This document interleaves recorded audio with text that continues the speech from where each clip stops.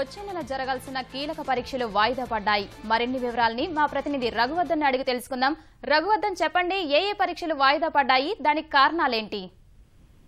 మౌనిక, ఉద్యోగ నియామకాలకు సంబంధించిన కీలక పరీక్షల విషయంలో రాష్ట్ర ప్రభుత్వం కొన్ని నిర్ణయాలు తీసుకుంది. ఇవాళ ప్రతిపక్ష శాసనసభ్యులు తెలుగుదేశం శాసనసభ్యుడు ఆర్ కృష్ణయ్య, భాజపా శాసనసభ్యుడు కె లక్ష్మణ్ తదితరులు ముఖ్యమంత్రి కేసీఆర్ కలిసి కొన్ని విజ్ఞాపనలు అందించారు. అందులో భాగంగా ప్రధానంగా గ్రూప్ 2 పోస్టుల సంఖ్య పెంచాల్సి ఉంది. గ్రూప్ 2 పోస్టుల సంఖ్య చాలా తక్కువగా ఉన్నది. అభ్యర్థులు ఏమో లక్షల్లో ఉన్నారు కాబట్టి గ్రూప్ 2 పోస్టుల సంఖ్య పెంచాలని వారు విజ్ఞప్తి చేశారు. ఇదే సమయంలో ఎస్ఐ పరీక్షలో ఇంగ్లీష్ వెయిటేజ్ ఉండడం వల్ల గ్రామీణ ప్రాంత విద్యార్థులకు తీవ్రంగా అన్యాయం జరుగుతుంది.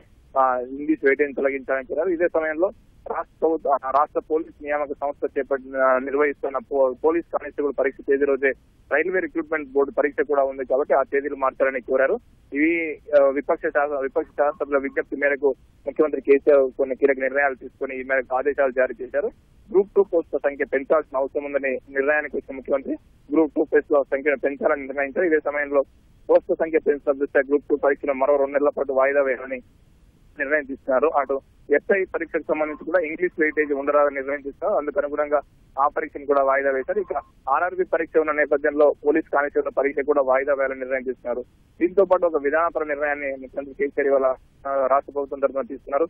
కేంద్ర ప్రభుత్వ నియామకాలకు సంబంధించి ఉద్యోగ నియామకాలకు సంబంధించిన పరీక్షలు ఉన్న ఏ రోజు కూడా రాష్ట్ర ప్రభుత్వ ఉద్యోగ నియామకాలకు సంబంధించిన పరీక్షలు ఉండరాదు. అలా ఉండడం వల్ల రాష్ట్రానికి చెందిన అభ్యర్థులకు ఇబ్బంది పాలవుతారు. 2 పరీక్షలకు హాజరయ్యే అవకాశం లేనందున కేంద్ర ప్రభుత్వ ఉద్యోగ నియామకాలు ఉన్న పరీక్ష రోజున రాష్ట్ర ప్రభుత్వానికి సంబంధించిన ఏ ఉద్యోగ పరీక్ష నియామక ప్రక్రియ కూడా నిర్వహించాలని ముఖ్యమంత్రి కేసీఆర్ ఆదేశించారు. మౌనిక, ధన్యవాదాలు రఘువర్ధన్.